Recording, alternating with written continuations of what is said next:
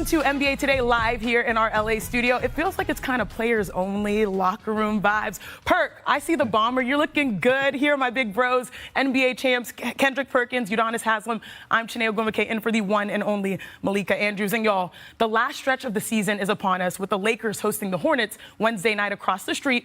But the big question is, when will LeBron play after missing the All-Star game? Here's LeBron on why he didn't play. You know, with 30 games left and us trying to make a playoff push in the Wild Wild West, I felt like it's very important for me to kind of take care of myself and understand, you know, what's coming on. There will be no vacation for me. So I head back to LA tonight and, you know, back to rehab tomorrow and getting ready for practice on Tuesday. And hopefully I can play against Charlotte on Wednesday and hopefully play against, you know, Portland on Thursday. So it's a big stretch for us.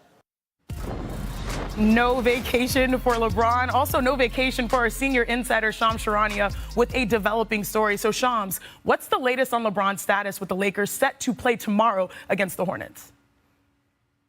Now, I'm told that LeBron James will be reevaluated later today, and there is optimism that he can be able to play in at least one of the next two games, against Charlotte at home on Wednesday or Thursday in Portland. But what the Lakers are weighing here is, on one hand, the importance of the Luka Doncic-LeBron James chemistry and what that will signify for the second half of the NBA season. But also, the other side of it is weighing potentially sitting LeBron James against these two lesser opponents in Charlotte and Portland. And as opposed to him playing, they could be looking at 9 days of total rest between last Wednesday's game in Utah and Saturday night's game against the Denver Nuggets. And when you have a 40-year-old, year 22 LeBron James, those are the types of questions and elements you have to look at in terms of deciding what is the best route with LeBron James, who appears to be with a day-to-day injury right now. So they're trying to weigh building chemistry in Los Angeles, LeBron James and Luka Doncic versus potential 9 days of rest for LeBron James. Thanks so much, Shams. I know it was a trade deadline and also All-Star break. I hope you get a couple of days to rest yourself. We always appreciate you, Shams. Now, LeBron, at age 40, has only missed 4 games this season. UD, how much do you trust LeBron and Luka to really make a deep playoff run? It's gonna be based on the matchups. I mean, right now they're sitting in 5. If they can get up to 4, I like them having home court in the first round. I don't see them getting past the Western Conference Finals when you see a situation where they're going to have to face a Joker. They're going to have to face a combination of Chet and Hartenstein in the Western Conference Finals. So for me, that small ball can only get them so far. I love the versatility that they have on the wings where they can guard different guys in different matchups. Offensively, I think that Luka and LeBron will figure it out. Austin Rivers will be the wild card. What he brings to the table will help as well. But I think defensively, having a big down there in the paint and being able to get it done in the physicality part is where they're going to fall short. Perk, what's their ceiling, the Los Angeles Lakers? Well, look, Sinead, first of all, let me congratulate you on something. You know what I'm saying? The ambassador, first female ambassador of Africa, you know what I mean? Doing your thing. You know what I'm saying? Big things, big things. You know what I'm saying? But look, here's the thing. Can we look at the bigger picture here? And going off of what Shams reported, gives him 9 days of rest, and what LeBron James said, making a legit playoff push. I believe that their ceiling is the conference finals, due because the lack of depth that they have in the interior. But here's the thing. You know this. LeBron James is 100% in with this Lakers organization right now. Not only did he get the coach that he wanted for this season, by the way, J.J. Redick has been killing it, but he wants J.J. Redick to be successful because that's the coach he wanted. Also, on top of that, think about this for a second. Luka has given more life to LeBron James. We watched Jimmy Butler put smiles on Draymond Green's face and Steph's face, and we're watching them have a certain type of belief. I wouldn't be surprised if LeBron James don't add on extra years on his career because of Luka. Like, this has completely given LeBron James a different perspective on how he probably views the Laker organization and how he wants to move forward as far as the extended time that he may play. So, again, I'm looking at this team, and it's all about matchups. UD said it. It's all about matchups. And at any given time, you got Luka and LeBron on the same team, they're going to be head hunting and searching guys out to get the matchups that they want. But Perk, the list for LeBron being happy is longer than that. He's playing with his son, he got his coach, and then now he's playing with Luka Doncic. And I know you're laughing because I was hitting your move earlier. That's your move, but it's all good. LeBron and Luka, they definitely have their hands full the final stretch of the season, especially with what we have seen around the association. So let's go coast to coast, starting with the reigning champs. The Celtics, they find themselves second in the East, 5.5 games out from the first place Cavs. However, Boston has the edge head-to-head as they have won 2 of the 3 games played in Cleveland. So, Perk, should they still be the favorites to rep the East in the finals? They should be the favorites to win it all. I mean, we're talking about the defending champs, the best starting 5 in basketball when healthy. They returned every single person on their roster, and when you look at their depth, the bench has gotten better. Peyton Pritchard might win 6th Man of the Year. They don't care if they're on the road or at home. They're going to win games. How about from the reigning champs to the champs of 2023? The Denver Nuggets have the longest win streak in the league with 8 games. UD, they're certainly finding their stride, only a half game out from second. How dangerous are they with 27 games left? I know exactly how dangerous this team can be in full stride. I've seen it firsthand with the best two-way players that we feel in this league with Jimmy Butler and Bam Adebayo. I saw the trouble that they had guarding a healthy Joker and a healthy Murray. With this team healthy, I think they can go back and turn the clock back a little bit where they beat us in the finals, and they got a chance. I don't think nobody wants to see Denver in the playoff series at all. Or Jokic, but sticking in the West, the OKC Thunder lead the conference with a franchise record 44 wins before All-Star break. SGA is the favorite to win MVP, according to ESPN Bet. Perk, is the MVP a done deal? Look, Shanae, my grandparents used to say to me every night at dinner, boy, you better finish that food. Damn it, he got to finish his food. It's not over until it's over. There's a lot of games left. He got to keep going. But right now, yes, he should be the front runner. But Jokic is definitely on his heels like a pair of church socks. Let's stick with number ones. From first in the West to first in the East, the Cavaliers are tied with the Thunder for the best record in the league. They need to win 23 of their last 28 games for the Cavs' franchise record in wins. UD, do you think they stay atop of the East? I don't know. They got some work to do. I'm just looking at Boston right now, and I see Boston licking their chops. They're a team right now who in the second half of the season has the 3rd easiest record to finish the season right now. They got the Nets twice. They got the Jazz twice. They got Charlotte twice. So Boston coming down this stretch right now is just sharpening their sword and getting themselves ready for the playoffs. I don't think it's going to be an easy run just for Cleveland to finish out this Eastern Conference as easy as everybody think it will be. And UD, since you're talking about the playoffs, here's a look at the full Eastern Conference standings. The Celtics, Knicks, Bucks, Pistons hold playoff spots, while the Magic, Hawks, Heat, and Bulls round out the top 10. Now, all the way in 11th, the Philadelphia 76ers, 1.5 games out from the last play-in spot. Now, in the West, trailing the Thunder are the Grizzlies, the Nuggets, my Rockets. The LA teams are in the top 6, while the Wolves, Mavs, Kings, and Warriors are in the play-in picture. The Suns are currently on the outside looking in. We'll get KD's thoughts on that in a little bit. Now, Perk, I want to start with you. What is your single biggest question heading into the final stretch of the season? Well, let's have a conversation. The single biggest question is, who are the Milwaukee Bucks, right? You have Giannis and Dame that are playing at an all-NBA level. They went out at the trade deadline and went got a third option guy in Kyle Kuzma, who's, by the way, a champion. You go and add depth to your bench by going and get Kevin Porter Jr. This team is on the clock. And although we're talking about the Cavs and the Celtics and the Knicks in the Eastern Conference, who are the Milwaukee Bucks? I'm going to tell you who they should be. They should be a team that at least get to the conference finals without no question. Other than that, it's a failed season. So, again, I'm leaning on you, Shanae, and UD to help me elaborate here about the Bucks and what the future look like if they don't accomplish certain goals or get into certain ceilings. Is Giannis going to come disgruntled? UD?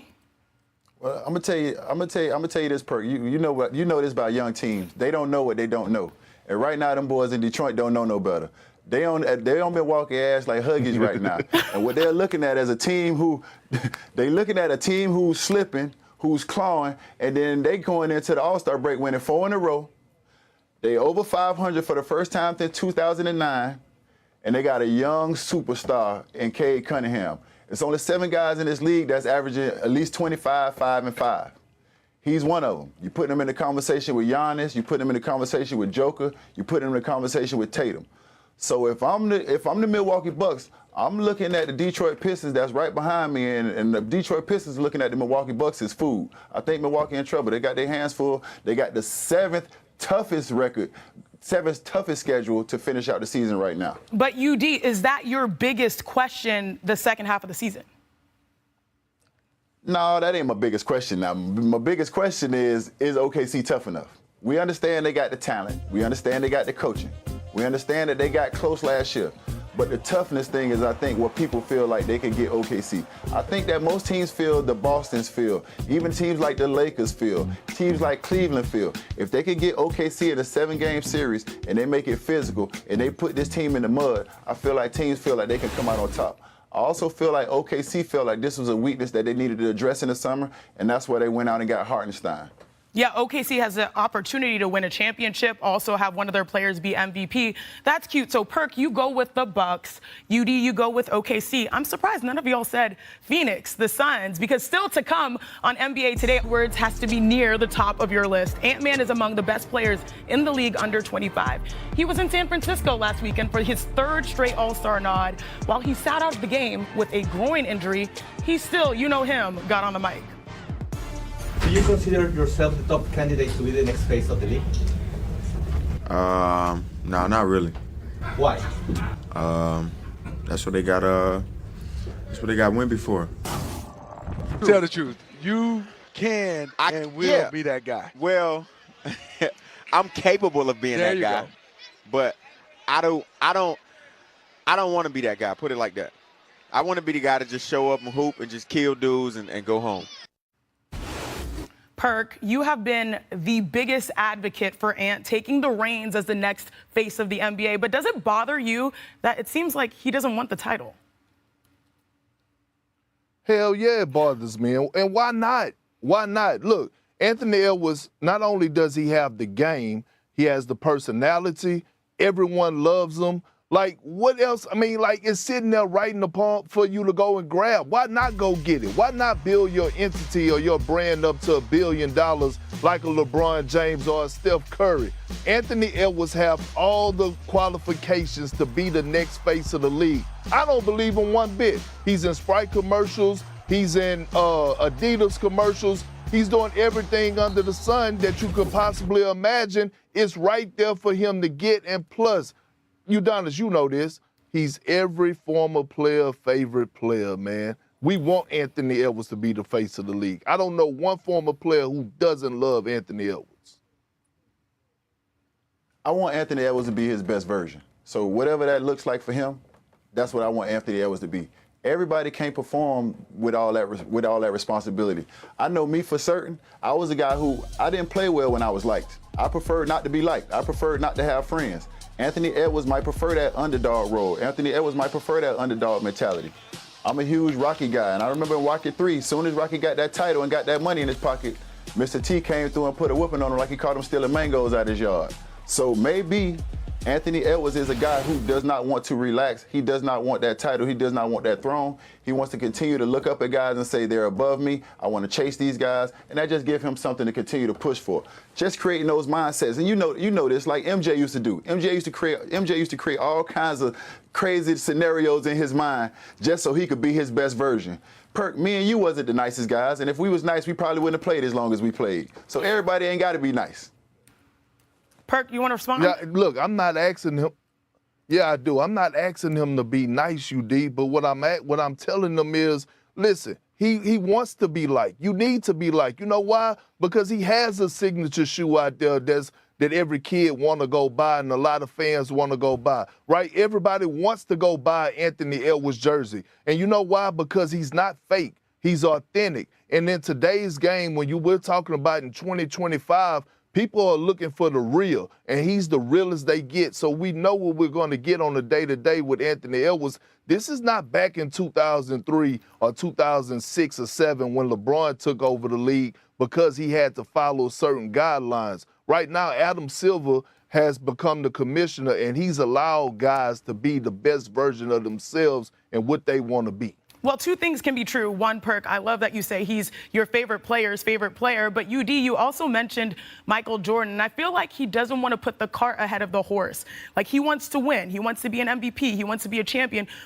The Warriors have been seriously pursuing Kevin Durant over the last week. You don't want to go back to a place where you won 2 championships and you had some success. There has to be a reason why he doesn't want to go back there, because we've seen how it worked. We've seen he had success. I don't know, with these talks, I don't know if KD can go back to Phoenix knowing that he was discussed out there. One thing is clear around the league right now, and that's Kevin Durant does not want to go back to the Warriors in any trade.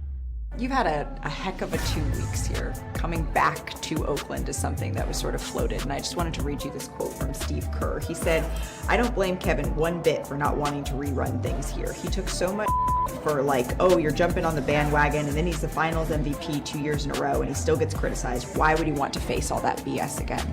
What do you think of that? People talk crazy about me all the time, you know? Like, that's not the reason why I didn't want to come back. I just didn't want to get traded midway through the season. And there was nothing against my time with the Warriors, or I heard because I don't like Draymond. At the end of the day, I just didn't want to move, and I wanted to see it through with my team in Phoenix and see what we could do the rest of the season. So I'm glad I'm still there. How does the second half of the season shape your outlook for even beyond this year? Moving mid-season is one thing. Moving in the summer is maybe something else. You got to ask front office about that.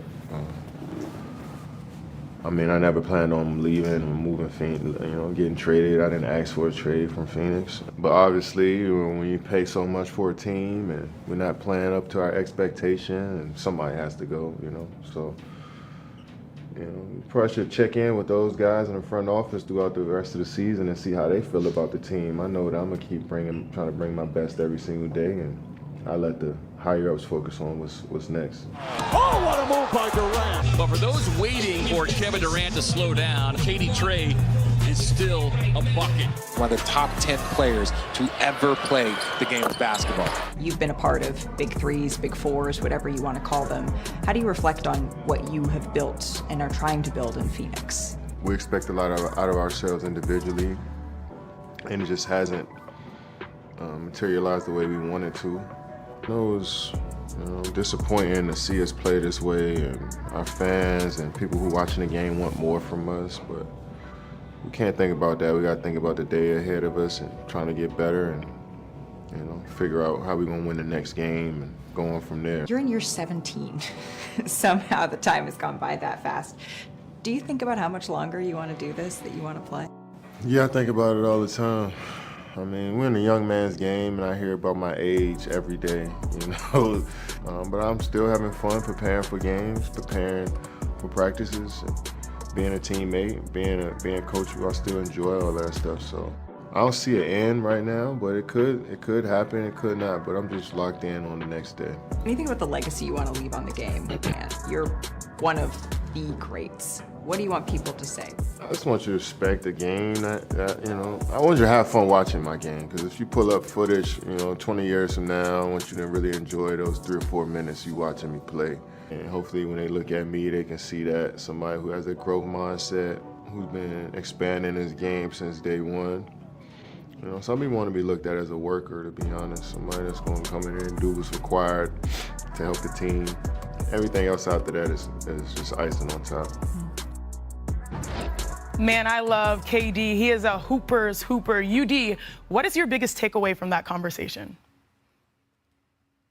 He out of there. He out of there when the summertime come.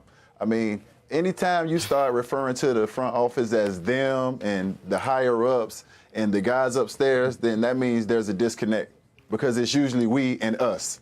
So if you're not using those words, then we in the locker room understands what that means. You have separated yourself from the front office. And if you separate yourself from the front office, eventually they're going to separate you from the locker room. So we understand where this is going.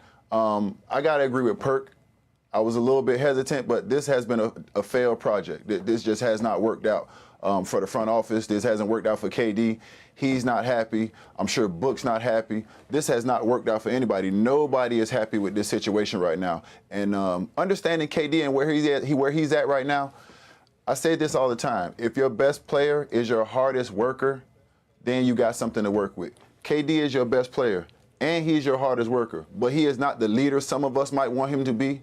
But that's okay. That's splitting hairs because you got other guys in that locker room who can take that leadership role. So I'm not putting all that leadership on KD.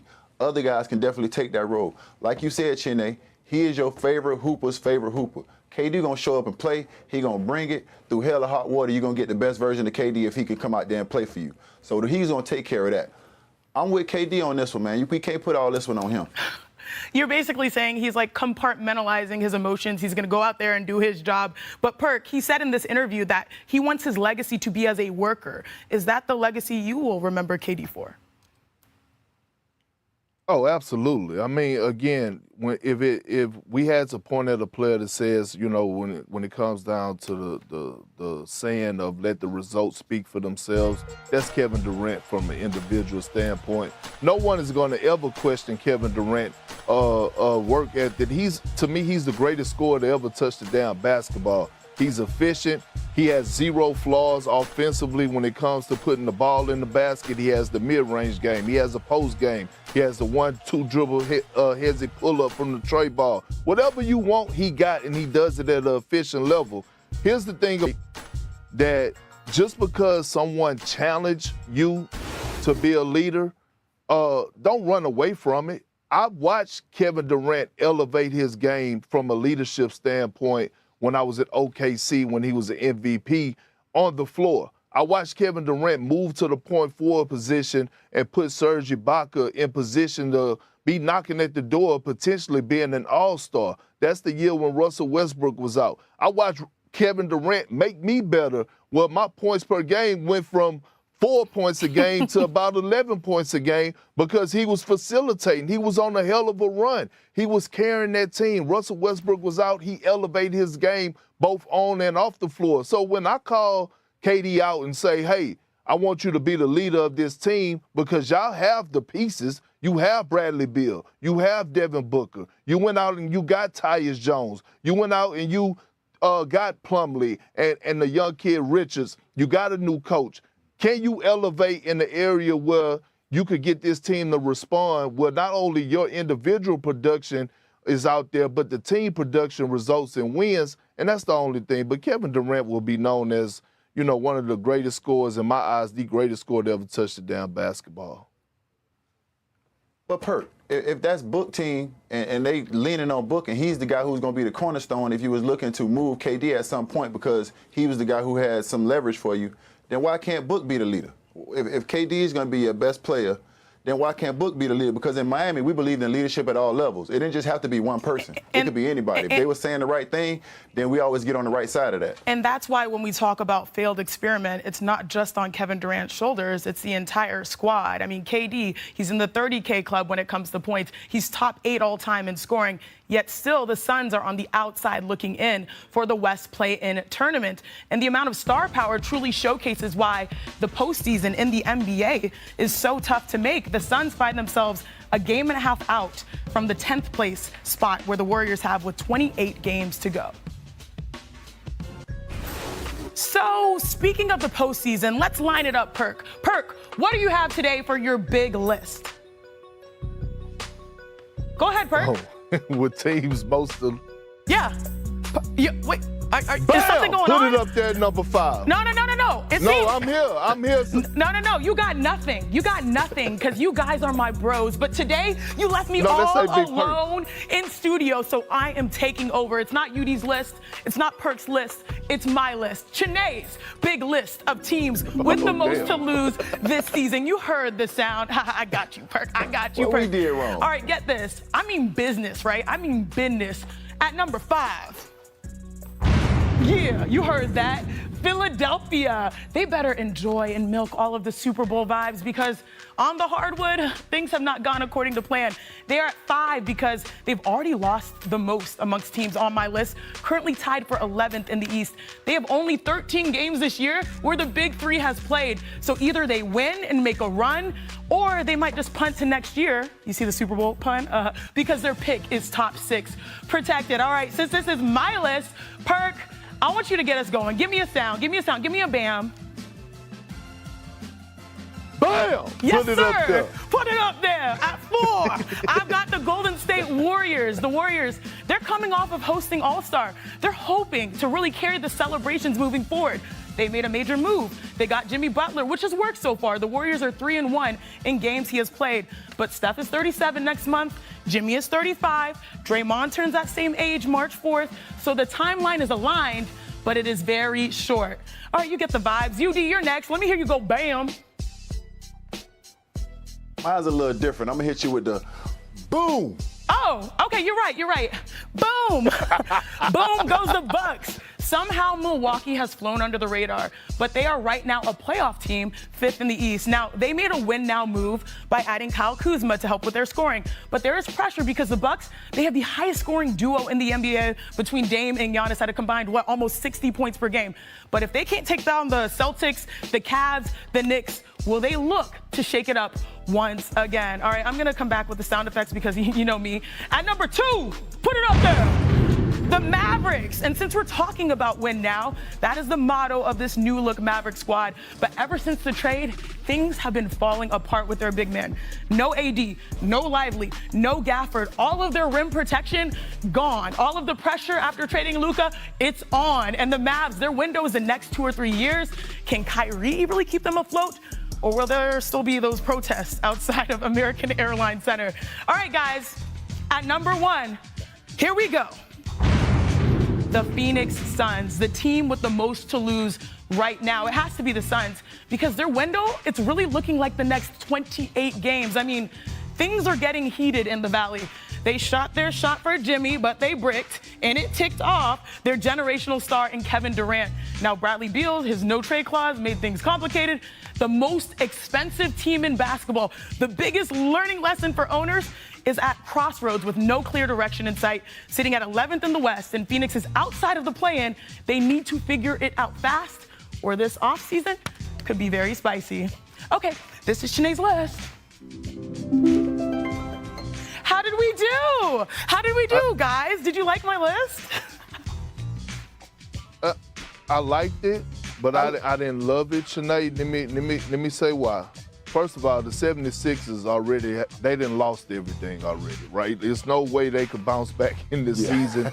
Joel Embiid is not going to be healthy. So, you know, the most to lose, they done already lost everything. That's so there's no way they could regroup and even yeah, but I'm just saying, that's the only problem that I have. I said I liked it. Okay, you liked it, just didn't love it. How about you, UD? I like your list. I probably would have switched Golden State and Phoenix. I feel like Golden State with that trade and Draymond put that big-ass target on their back, that, you know, now they got the most to lose, telling everybody they're going to win the championship. So I would have put them with the most to lose with that target Draymond done put on their back now. Okay, shout out to our director, Matt, who had the perfect sound effects for my list. Perk, I always got your back. That's it. You know, since Jonathan Givony is joining us now Cooper Flag has been at the top of your list all season long. At this point, can you say that he's locked up the number 1 spot? Shanae, it definitely feels that way. He's put a stranglehold on the number 1 pick conversation over the past 6 weeks. He's emerged as the best player in college basketball on arguably the best team in the country. And he's doing it at 18 years old, which is mind-blowing when you look at how advanced his feel for the game is, how hard he plays, and all the many ways that he impacts winning on both ends of the floor. Now, I have a couple of examples here to show you guys of why NBA scouts are so enamored with him at number 1. This right here is where he's made the biggest strides this season as a shot creator. He's got a big switched on to him on an island. He takes his time, uses the crossover hezzy with the offhand to blow by and get into the lane with long strides for the big dunk off too. Now here in this next clip, we see the instincts, the anticipation skills, the feel for the game, and the physical tools all wrapped into one. He tags the roller, but sniffs out the skip pass for the pick 6, finds Tyrese Proctor unselfishly with the intelligent bounce pass for a dunk. Shanae, rebounds, assists, steals, blocks, free throws, threes, dunks. Cooper Flag does everything at such a high level on both ends of the floor. And the scary part, he should still be a senior in high school. His buddies are getting ready for prom in a few months, but he's dominating college basketball. Yo, First of all, that breakdown, elite. You're giving me a run for my money on this show. And yes, I can't even think about my own image of prom. I can only imagine yours. But big picture, the draft is loaded, especially in the top 5. Who are the franchise-altering talents that have most stood out to you? Now, NBA teams aren't just excited about Cooper Flagg. They've also been really impressed with the rest of the top 5, as well as the entire first round, which is looking very deep right now. Let's start with Dylan Harper from Rutgers. Jumbo point guard at 6'6", with outstanding ball handling ability, passing creativity, finishing ability, and all-around scoring instincts at 18 years old. He's looking very likely at number 2. After him, Ace Bailey, 6'10", incredible shot maker, all-around scorer, also 18 years old. The game has really slowed down for him as the college season has moved on. NBA teams love his explosiveness and the fact that he can make shots from anywhere on the floor. Now behind him, Baylor's VJ Edgecombe, perhaps the best athlete in college basketball, but has really improved his ball handling ability, his perimeter shooting. He's got great instincts on both ends of the floor. He's a competitor. And at 5, Kasparas Jakučionis from Illinois. Sleeper at 6'6", Lithuanian with a great feel for the game, can make every pass out of pick and roll, big-time shot maker. Huge game coming up this Saturday between Illinois and Duke, Madison Square Garden. I'll be there, obviously. We've got a big-time month of college. In this case, the most immediate transfer took place during the night of February 1st to 2nd. Luka Doncic is going to play with LeBron James. The arrival of Doncic to the Los Angeles Lakers and of Anthony Davis to Dallas Mavericks shocks the market. An unexpected bombshell. As reported on X and Instagram by Shams Charania, a sports journalist renowned for announcing the latest NBA news, the Dallas Mavericks had reached an agreement with the Los Angeles Lakers to trade Luka Doncic, Maxi Kleber, and Markieff Morris in exchange for Anthony Davis, Max Christie, and a 2029 first-round draft pick. In addition, the Utah Jazz were also involved and received Jalen Hood-Schifino from the Lakers and 2 second-rounders for 2025 in exchange for money to both franchises. Mere seconds later, everyone was already talking about the news. No one was buying it.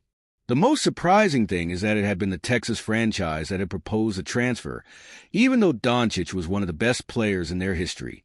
Without going any further last season, the Slovenian was able to lead the Mavericks to an NBA Finals, although they lost the Boston Celtics. To further contextualize the importance of this transfer, the Madrid point guard has achieved during these 7 campaigns an average of 28.6 points, 8.7 rebounds, and 8.3 assists, in addition to having been drafted, i.e. chosen, by the same Dallas Mavericks in the number 3 spot of the 2018 draft. As for Anthony Davis, the Chicago power forward, he has been and is one of the most intimidating and important interior players of the last decade, in addition to having won a championship alongside LeBron James with the same Lakers in 2020. The worldwide repercussion of the event. This historic transfer is going to cause a great impact on the league itself at a sporting level, as there are 2 global superstars that can change the history of both franchises. However, not only in the basketball field this transfer will be noticed, but also at an economic and social level the effect is already and will continue to be equally or even more important. In fact, as Luka's departure from the Mavs was finalized, the franchise lost more than 700,000 followers in a single day on Instagram, followers that may possibly end up starting by supporting the California franchise. The iconic number 77 will no longer be reflected on the Dallas jersey, which is also going to turn into a drop in the sale of these for the upcoming season. Thus, both economic and social change is evident, and the Dallas Mavericks will need to use marketing and advertising as a weapon to revive the franchise, unlike the Los Angeles Lakers.